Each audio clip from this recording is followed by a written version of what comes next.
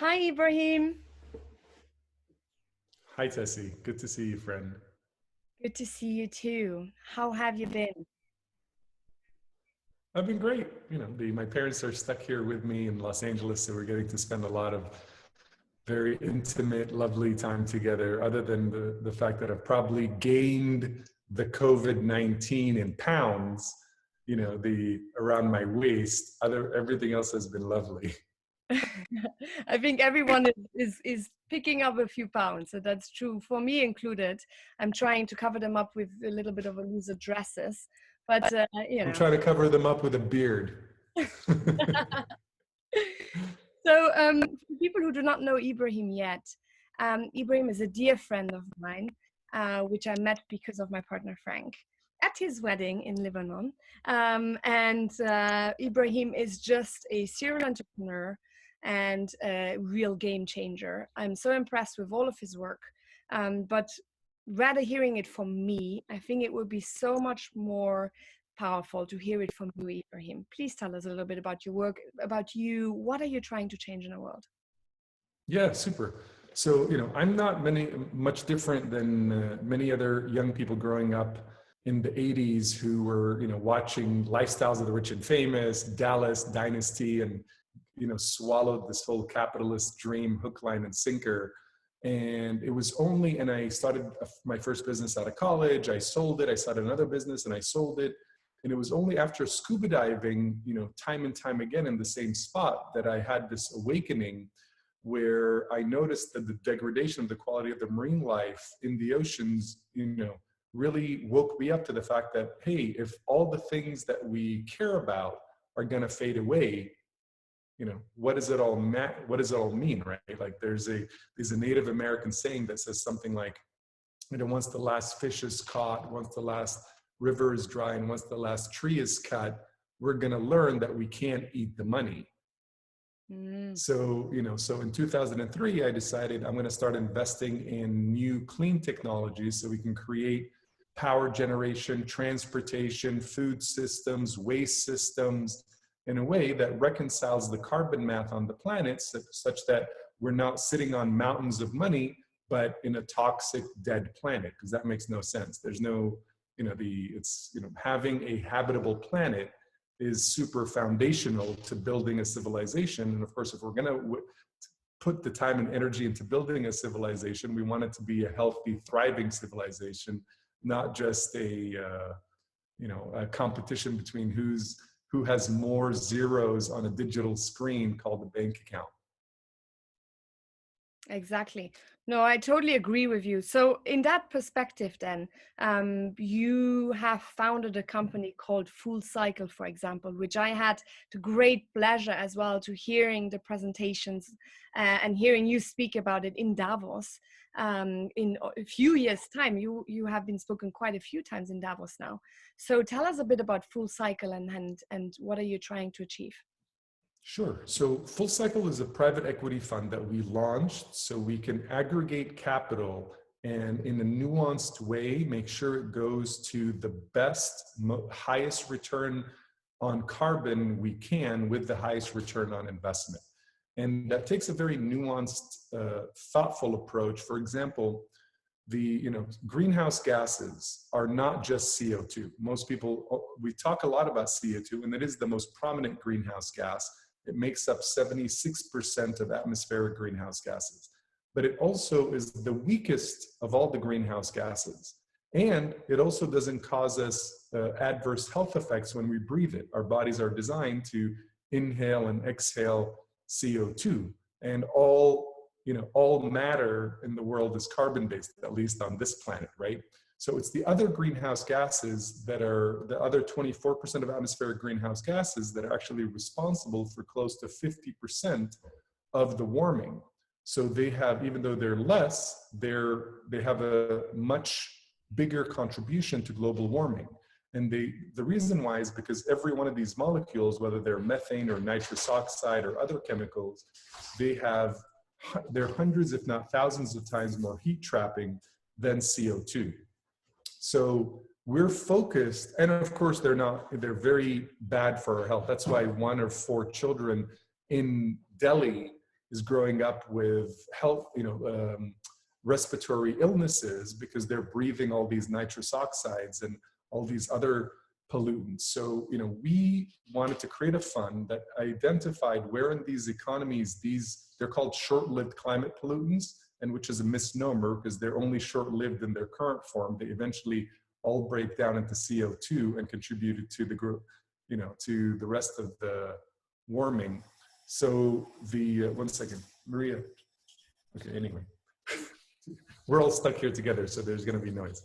Anyway, so we wanted to start an enterprise that makes it easier for investors who don't want to study all of this and hearing all these different opinions and thoughts and different pieces of science to try to figure out, great, I believe that, a low carbon future is the future of the planet.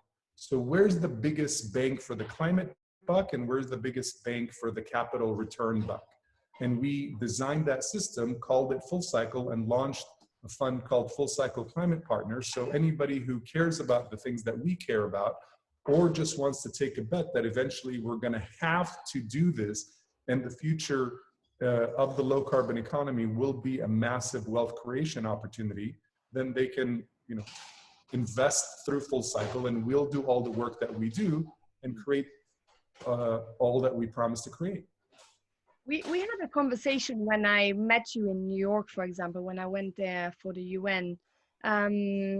You mentioned the idea, and I don't know, and I'm just curious, just following up on that, the idea that you want to make it available for the everyday person, such as me, for example. I would love to invest into nature and into the world and into making this world a better place through funds such as yourself. So how accessible is this? So that was the vision from day one, but we've had to delay that piece. And what we plan to do is issue green bonds against our projects worldwide, such that the average person or the retail investor, as we call them, can also participate in the transition from a high carbon to a low carbon economy. It's kind of like double savings, right? Like, having their savings grow plus saving the only habitable planet that we know that we can live in. Oh, that's such a good idea. I need to definitely look into that also for the kids. I think that would be so beautiful for them. Yes. So moving on then, we're talking about, saving the world and making the world a better place. Now with COVID-19, as you have probably seen in the news, the skies are blue, you see the mountains, pollution has decreased, and all of these positive effects, actually, what that virus has done to shut down the world, really. So we both know this is not sustainable, right? So what do you think is an opportunity now for policymakers to really align with funds such as yourself? Because I think it's the question of, pandemics are recurrent, they will come back. So how can you align the different policymakers with each other with a fund such as yourself?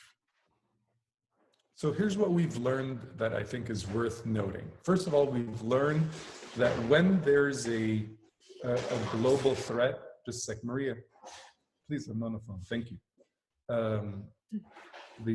When we have a global threat that we're all facing together, that we can coordinate a response together. We know that. So this idea of like, well, we're not going to do it if China's not going to do it, or we're not going to do it if India's not going to do it, that goes out the window, because we now know that we can cooperate and work together if there's a global threat. And what bigger global threat is there than, again, the habitability of the planet? Because even though climate may be disrupted during our lifetime, in your children's lifetime, it becomes a matter of habitability, because there's a certain range of which life can exist in. And once we're out of that range, so many knock-on effects happen that create mass extinction events. But we're not going to get into that. So number one, we know that we can affect this. Number two, coordinate a global response, which we need to for climate change. That's number two. Is if people don't care about floods and droughts and rising sea levels and dying crop yields, etc., now they know that they care deeply about viruses. And most people don't realize that there are ancient viruses trapped in glaciers and in the permafrost. So as the planet warms, the world will be reintroduced to ancient viruses that we know nothing about. So if you don't like how the adverse economic effects of this one virus that has a low mortality rate, what do you think is going to happen if we're introduced to hundreds or thousands of new virus families that may have a much higher mortality rate than this one? I mean, there's no way around this. This is, like in a world where people are like, oh, I want to invest in a pot brownie delivery drone service or the next dating app or whatnot. That's fine, and they may make money, but there's a foundational issue here, which again is the survivability of not just the human race, but all the biosphere on the planet, because all economies are based on that. Economies don't live in a vacuum, they live in the real world, which is the one that we live in. So we have to take a step back and invest in that, stabilize it, and then build again from there. Yeah, absolutely. No, I agree with you. And, it's already with my kids and everything. I try for them to make them understand that everything is connected. As you say, with FullCycle as well, you can use that metaphor as well, exactly with the glaciers, as you're saying, with global warming, which is produced from everything we're doing and the companies are doing and everything, the glaciers will melt eventually. So that said, when you're looking then at the future now, post-COVID-19, what will you as a person and with your company, what will be the first steps that you will now, what you have learned from COVID-19 that you will reinforce even stronger? Well, one thing, is what I said, which is I'll remind all governments that we can coordinate if we wanted to, or we need to. Number two, this idea that, oh, we just don't have enough money to do this, obviously is BS. Because look, the economy slowed down, and what did every government do? They wrote trillions of dollars worth of checks to all of their citizens just to keep things going. So it's not like, don't tell me we don't have the money, clearly we have the money. Don't tell me we can't coordinate, clearly that we can coordinate. And I'll remind them that if they don't care about, floods, droughts, and rising sea levels and intensified storms and all of the adverse effects of that, they should be terrified of new novel viruses entering the biosphere. So, we have to address this, and we have to address it immediately, because there's no way around it. Well, that, I will make sure that people get to know your company more with adding a link and everything. Oh. Sadly, our time has passed already. I could speak with you forever, but before I let you go, Ibrahim, please share some wisdom, some positivity, some useful links, or maybe an online course you would suggest for people now that we're all on lockdown. What would you suggest for everyone? So first of all, happy Earth Day. Oh yes, happy Earth Day. It's true. 50 years, happy Earth Day. It's amazing. Yes, so it's perfect that we're having this conversation today. So I guess what I would tell everybody is go to earthday.org. They're live right now. They're streaming all day long. There's music. There's even ways to cook that's better for the planet, that they're doing cooking classes. All the celebrities are there. You might see, like a couple of messages from me here and there on earthday.org, and just be active, learn, be active, care, and most importantly, in November, at least if you're in the US or anywhere in the world, make sure you vote for candidates that not just believe in climate change, actually promise to do big things to reverse it. Because those are the people that we need, not just somebody who's telling us, some promises about things that they can never deliver. Because think about it, like everybody who's said, vote for me, I'll make the economy better. All the gains from these lies have now gone. All the stock market gains, all the job gains, everything is gone. because first you have to address the foundation, and the foundation is a livable planet. Over that, you build a thriving economy.